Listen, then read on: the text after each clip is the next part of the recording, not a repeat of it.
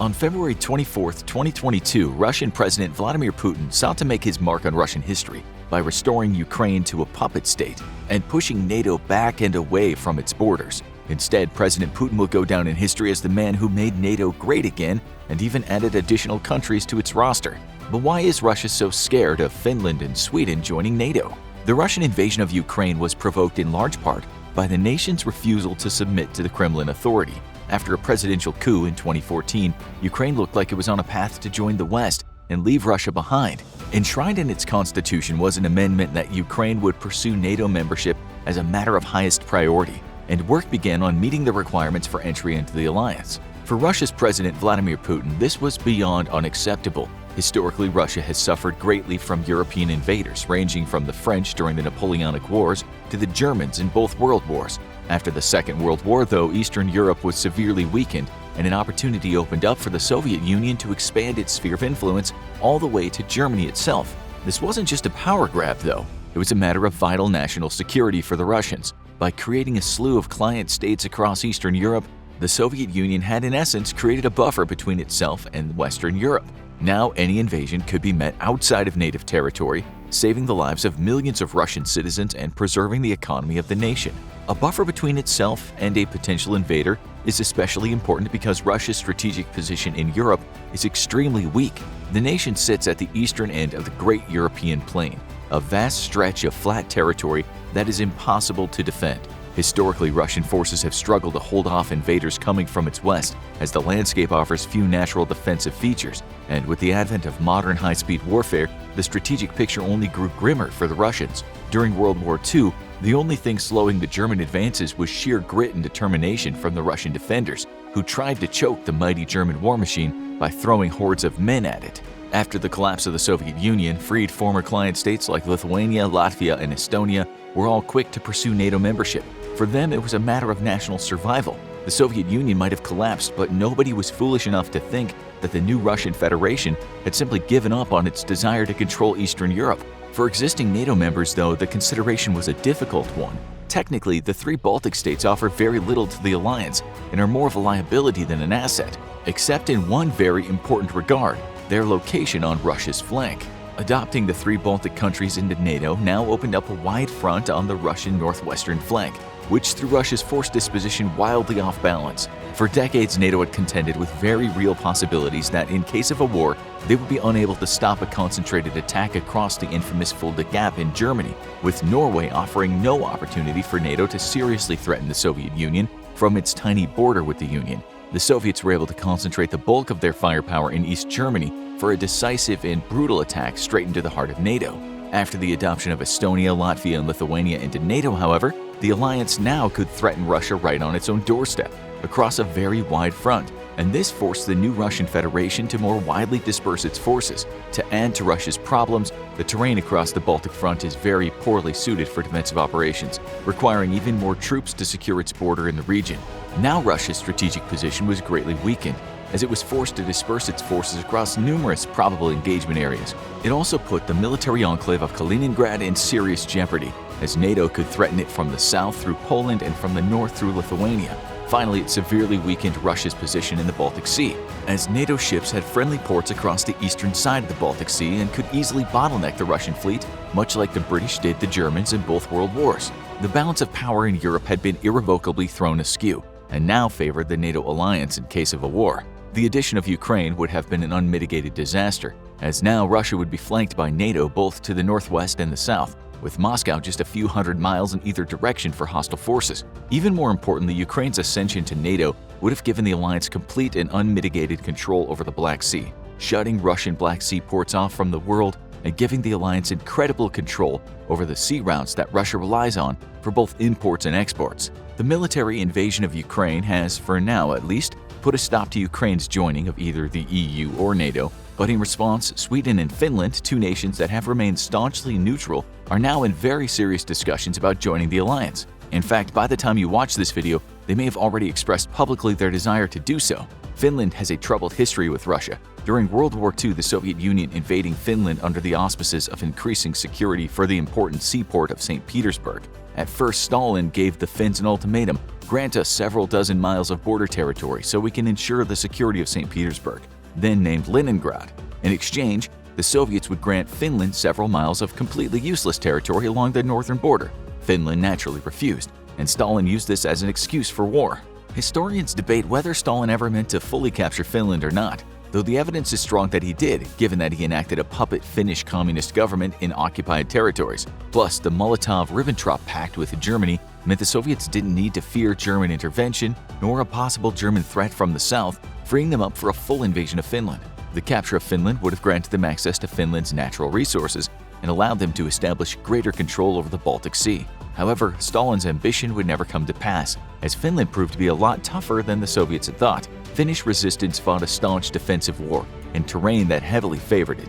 However, it was largely the Soviet Union's own military that led to a ceasefire 3 months later, with meager territorial gains. Stalin had, in his paranoia, carried out large purges of the Red Army, eliminating many senior leaders whom he viewed as a threat to his rule.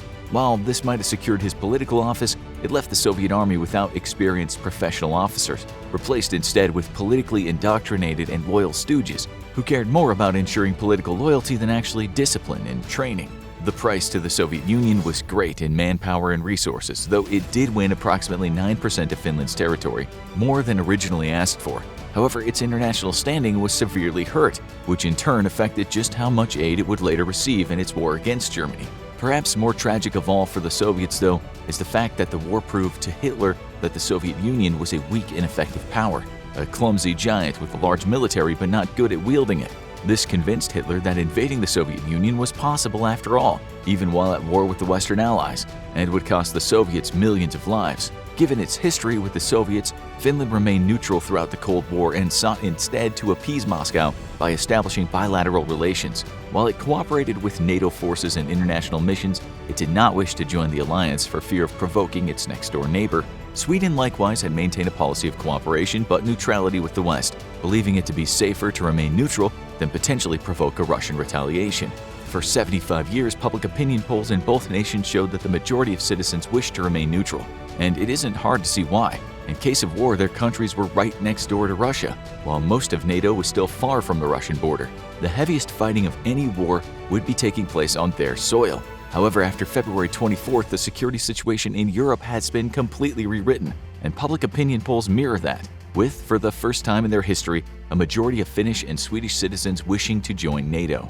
The invasion of Ukraine has proven to the two longtime neutral countries that if Russia doesn't like what's going on inside your borders, it's very likely to invite itself in and change matters how it sees fit. Now Finland and Sweden have a reason to fear that their neutrality is no longer a security guarantee, and any prior agreement with Russia is essentially worthless. After all, Ukraine had an agreement with Russia to preserve its independence in exchange for Cold War-era Soviet nuclear weapons left behind on its territory after the fall of the Union. For Russia, Sweden and Finland's accession to NATO would mean that it's essentially blocked from the Baltic Sea in case of hostilities. Now, NATO members would threaten Russian ships on all sides and allow NATO navies to operate right off of Russia's own shores by providing nearby replenishment and resupply. American aircraft carriers could, for instance, operate safely inside the Baltic Sea for the first time in history after a thorough sweep of the Russian Baltic Fleet by NATO ships. Having 2 or more American supercarriers parked right off its own shore is a nightmare scenario for Russia, as it would be for any country, and the accession of the 2 Nordic countries to NATO would make this possible. Finland and Sweden joining NATO also turns the entire Nordic peninsula into a NATO enclave, effectively hemming in the Russians on 2 sides. NATO air defense installations in Finland could seriously threaten deep parts of Russian territory, limiting the use of Russia's air forces in case of a war. It also places dozens of strategically important targets within striking range of NATO aircraft at the immediate onset of war, forcing Russia to more widely disperse its defensive forces and weakening them, while hampering its ability to launch offensive operations. Even more important, though, as Vladimir Putin sought to improve Russia's security situation against NATO, Finland's membership would mean that instead, Putin created an additional 800 miles of vulnerability thanks to Finland's shared border with Russia. This now places NATO forces less than 60 miles from St. Petersburg and with easy striking distance of additional Russian targets to the north. While Russia might have difficulty moving a few dozen miles into enemy territory to seize a major city, NATO's swift and agile military would have no similar difficulties, and Putin knows this, which is why he's so terrified of NATO gaining a significant presence so close to vulnerable Russian territory. It's unlikely Sweden and Finland will be deterred from joining NATO thanks to Russia's invasion of Ukraine. NATO itself has vowed to fast-track the two countries' memberships, largely thanks to the fact that both Sweden and Finland already fulfill most of the requirements for membership. NATO's 5 requirements for membership include: new members must uphold democratic values and enshrine protections for minority populations, embracing and tolerating diversity. New members must be making progress toward a market economy. This is a Cold War-era leftover, as potential new Eastern European members struggle to throw off the Soviet economic system forced on them. Military forces of new members must be under the firm control of civilian authorities. Military dictatorships need not apply. New members must respect the sovereignty of other nations and be good neighbors. Potential members must be working toward compatibility with NATO forces. This means that their military command structure, training, and equipment must meet strict standards to ensure that a new member is not a liability in time of war. Equipment used by a new member must also show some degree of interoperability with other NATO members to ease the burden of logistics. If 29 of the NATO members are using a specific caliber rifle, but a 30th is using a different caliber, it makes logistics for the 30th member much more difficult. NATO members must be able to share and use equipment in time of war. Sweden and Finland are both vibrant democracies with strong liberal values, unlike authoritarian Russia.